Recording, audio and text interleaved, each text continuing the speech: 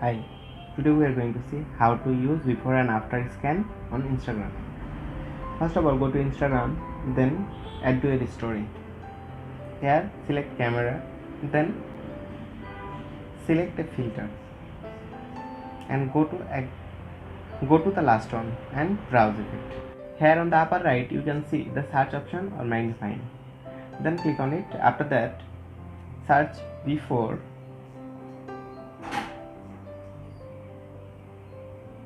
and after.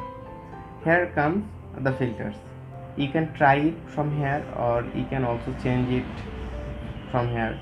Here is a different type of before after filter of different creator and use it. So that's all about before and after scan on Instagram. If you like this video, give the thumbs up, don't forget to subscribe and hit the bell icon. Thanks for watching.